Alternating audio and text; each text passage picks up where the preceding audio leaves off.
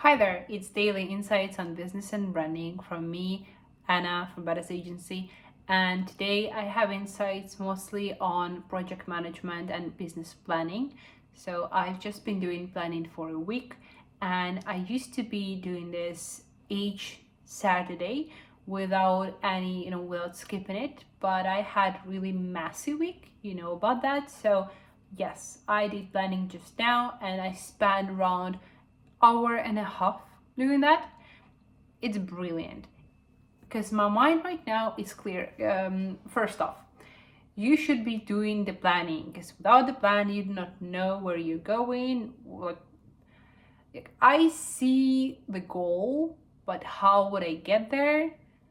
That's what planning does. It directs us on the daily basis. It motivates us on the daily basis, each second, each hour. And sometimes it works like directions for plane pilot, because when you are flying on the plane in the sky, you do not see your final destination. You see on the clouds and it's all weird. But since you have a plan and you have directions, you know what you'll be doing each second, each hour, which turn you should be taking.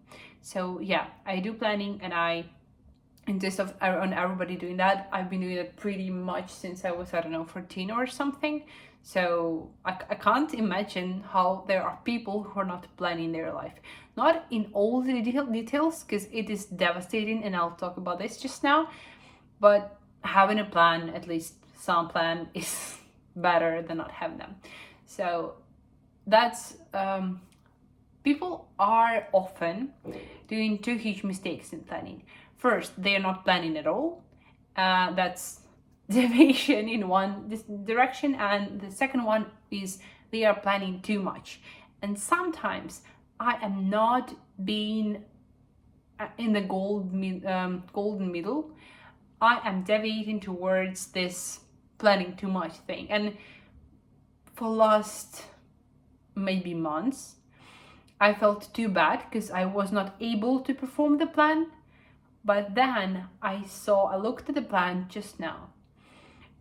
Somehow my mind is clear because today I've been traveling on the train, and I've been, I don't know, not consuming a lot of info, a lot of dopamine today, not watching anything, not listening to the music, and my mind is clear. So I looked at that plan, and I'm shocked because I have departments for agency, which are social media department, lead generation, sales, project management, and design itself. Also planning, team organization and other stuff. And also I have personal blocks like health or finance. Pretty much that's it. But yes, I do plan all of these things, and I noticed that I have around 20 of blocks for each of those departments. And when you sum that up, it's around 100 of tasks for a week. I'm way too not, how do you put it? I'm not focused on the thing which is primarily important. So I just cut the whole bullshit off. I asked myself, I divided those tasks into two groups. Those that are making money tasks, and then those that are bringing us long-term growth.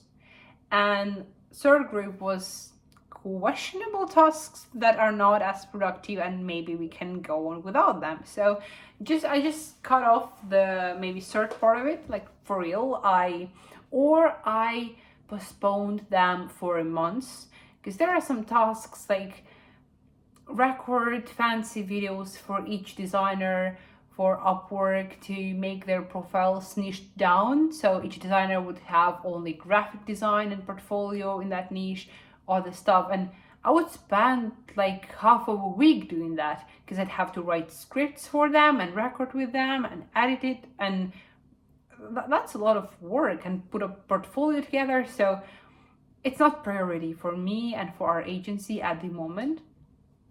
So yeah, all these things I just postpone, and for now I have really clear vision, and I then transmit, like transfer that plan to the calendar, and I'll try to experiment. I have some changes there, so I'll try to experiment there first time.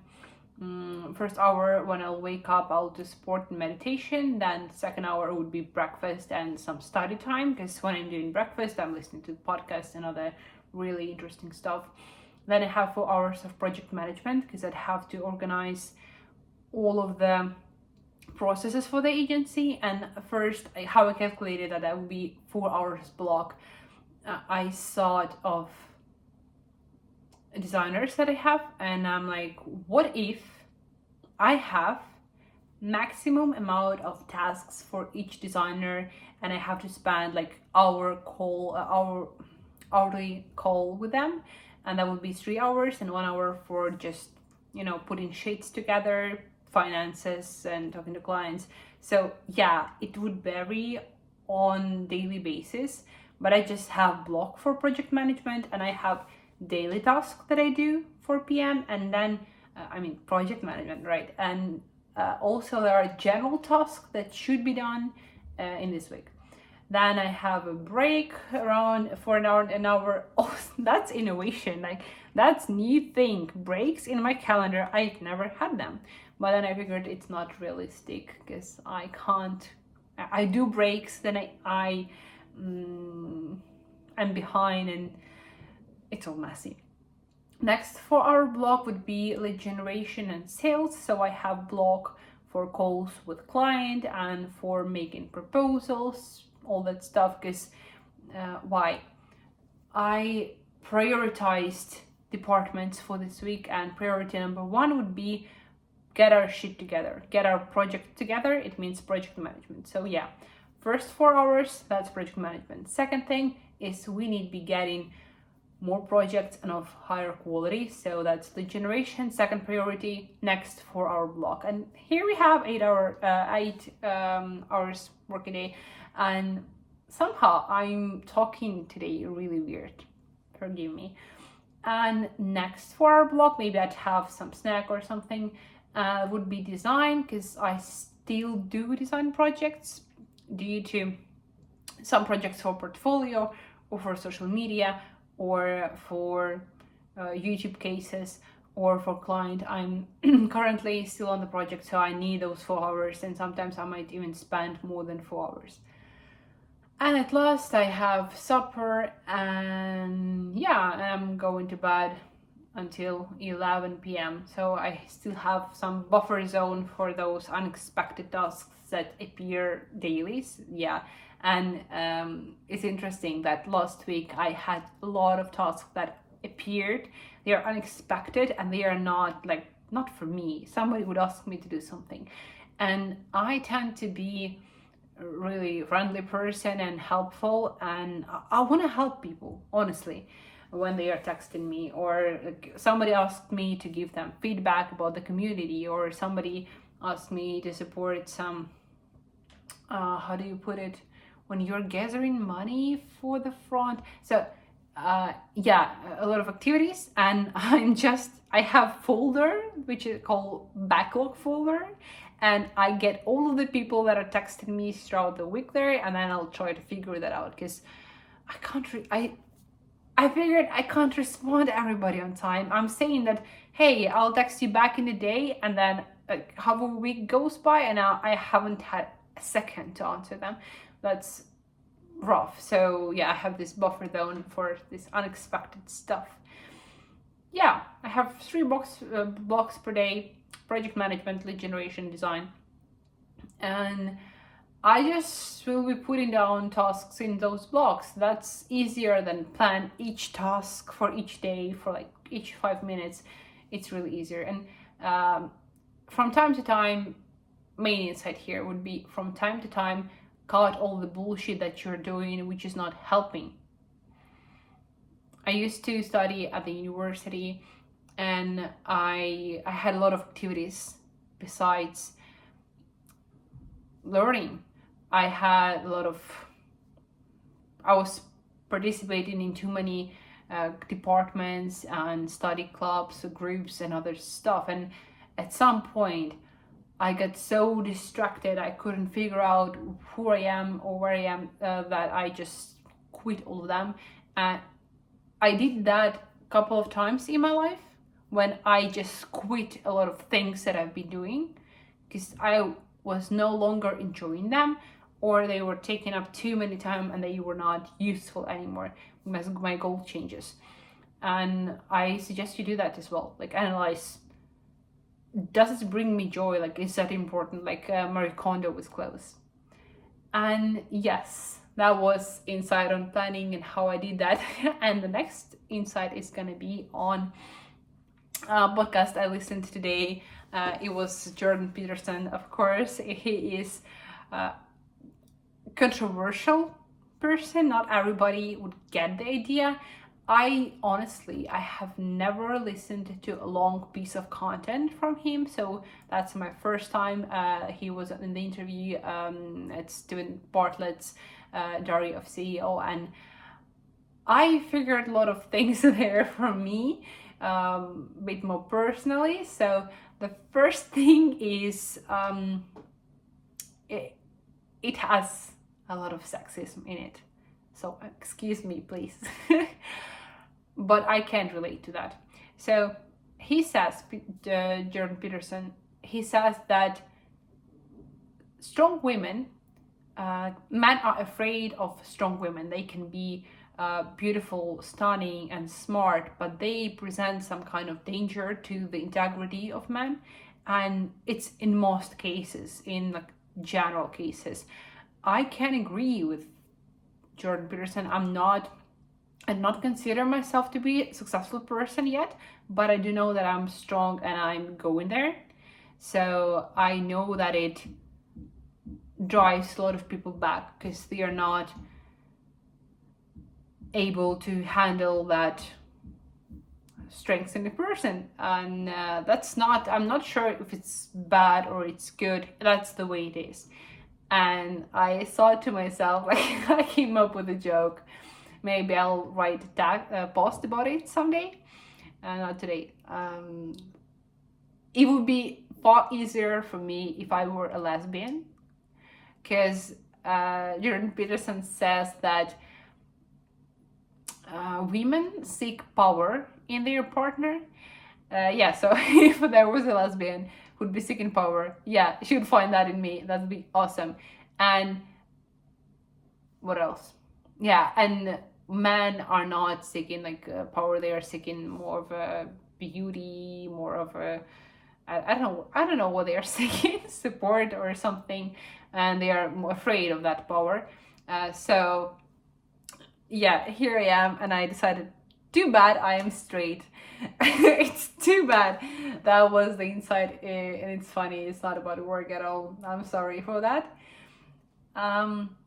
Then next thing is gonna be, let me check, because I have really weird insights from that podcast. Yeah. He was talking on how people are not able to keep marriages, and I would just translate that into branding language. He says, are you exhausted by your friends, husband, wife, or else? Try a day without them.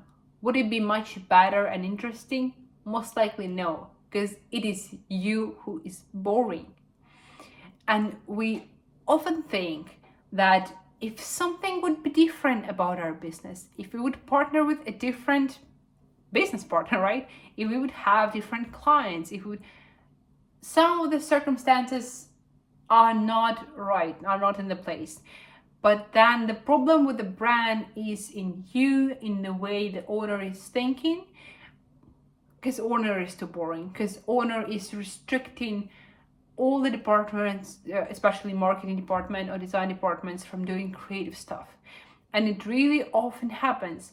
I often see that when I'm trying to come up with creative ideas, and often business owners would come to us and they would say, hey, we want to do something really modern, something innovative, and something crazy. Like we want to be really bright and stand out in the market. Let's say that some English courses like school.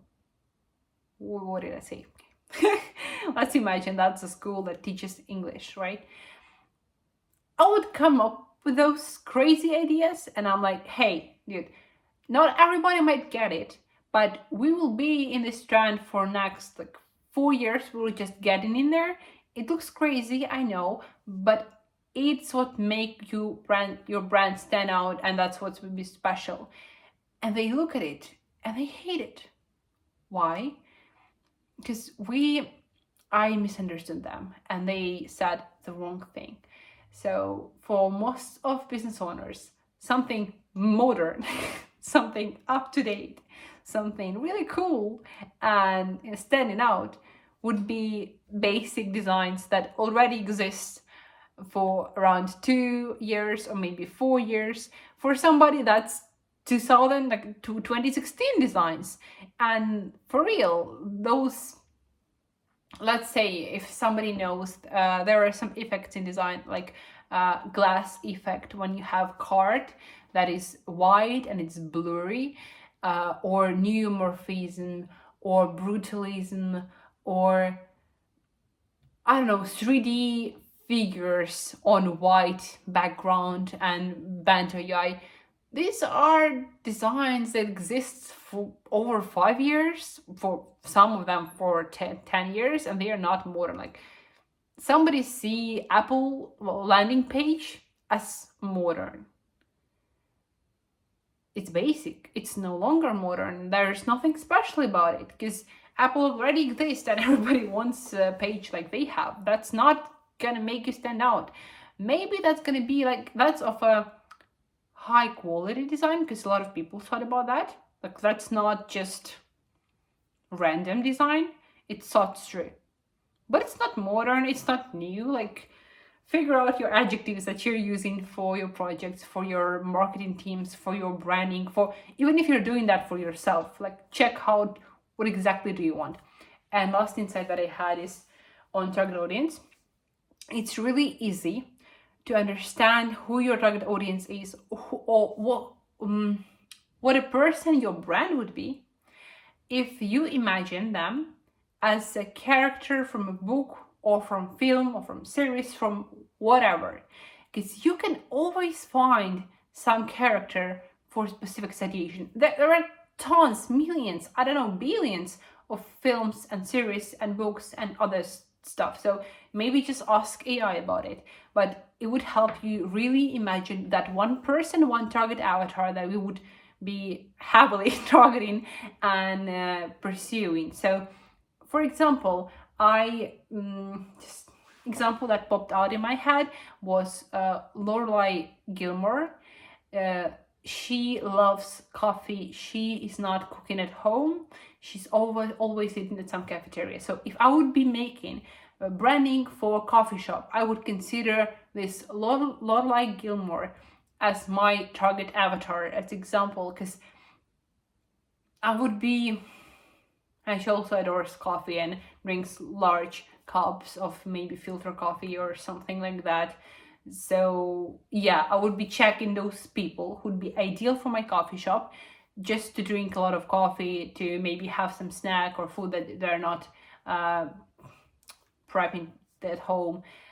Yeah, I would consider it like that. And this idea also comes from me comparing in previous videos myself to Dr. House. Yeah, because when I saw it, not myself, but somebody else out there on the screen, and I see his behavior, I see the patterns, it's easier to observe somebody from the side.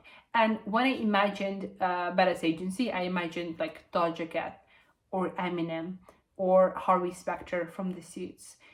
I like specifically have that person in mind, and I see how they would react, how hard sorry how hard they would work and all this stuff. It really helps. That's the idea for you, for target audience. These are all the insights for today, and I'll see you tomorrow. Bye.